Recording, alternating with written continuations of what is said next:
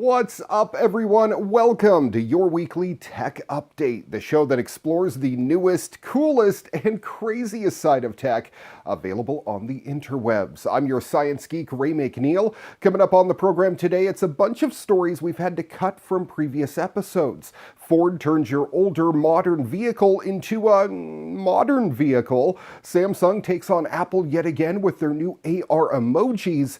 And happening in this week's What The? A man is arrested after doing donuts in front of deputies with a beer in hand. That and a whole lot more coming up on your weekly tech update next.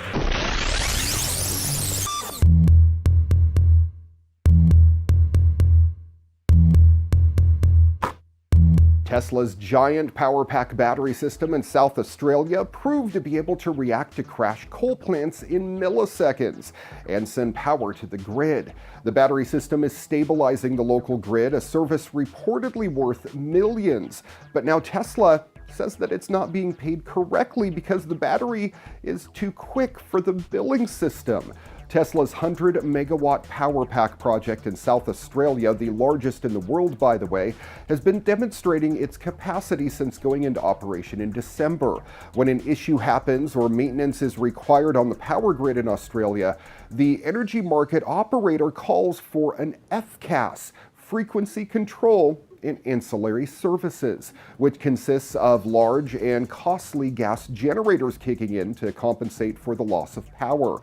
These services are so costly, in fact, it can sometimes amount up to $7 million per day. That's a tenfold increase over the regular price of energy.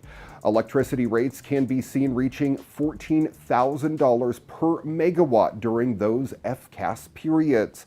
Tesla's battery system can provide the same service cheaper, quicker, and with zero emissions through its battery system. It was so efficient at it that it reportedly should have made around $1 million in just a few days in January. But now Tesla complained to the Australian energy market operator that they are not being paid correctly.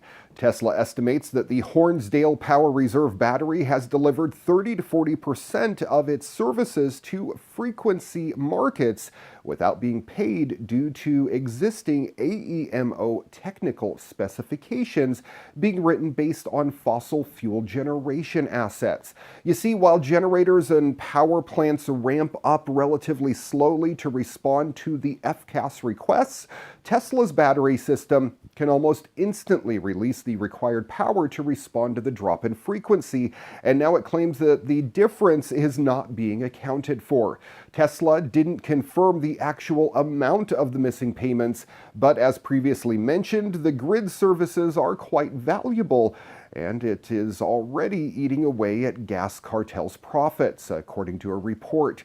Despite this issue, the early success of the large battery system has led to Tesla securing several other new energy storage projects in Australia and even around the world. The most publicized has been a massive deployment of solar arrays and power walls on 50,000 homes to create the biggest virtual power plant in the world. But we recently learned that the project is at risk under the new South Australian government. This is horrible. YouTube videos using child-oriented search terms are evading the company's attempts to control them. In one cartoon, a woman with a Minnie Mouse head tumbles down an escalator before becoming trapped in the machinery squirting blood while her children stand by crying. The cartoon has had well over 3 million views in one single day.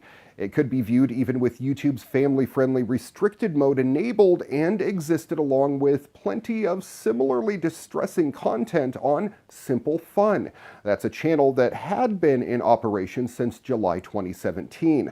That channel has now been removed by YouTube due to, quote, multiple severe violations of YouTube's policy against spam, deceptive practices, and misleading content.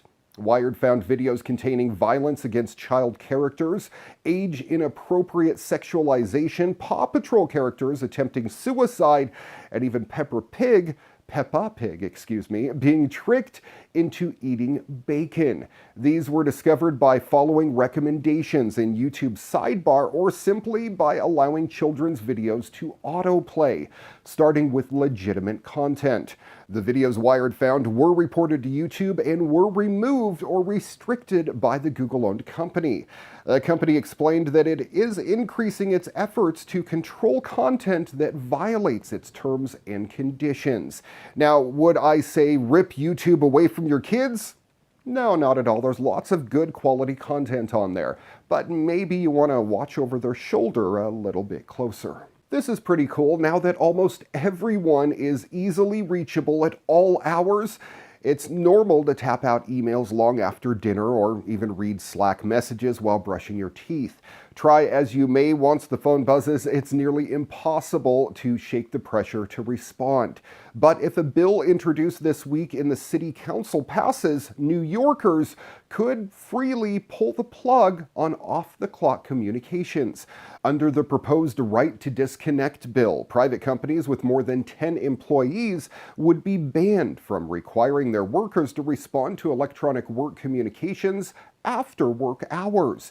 Businesses would be fined at least $250 for each instance of non-compliance.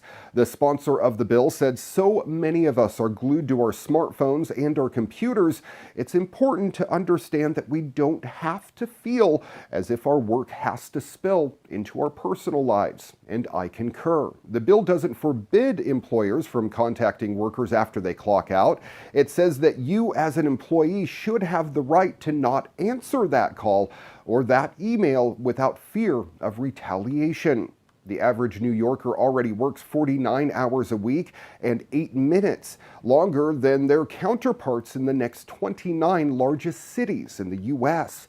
A 2017 study found that on average, workers spend an extra 8 hours a week sending emails after work. And that should be uncalled for. Researchers have also shown that people who responded to the work communications after 9 p.m.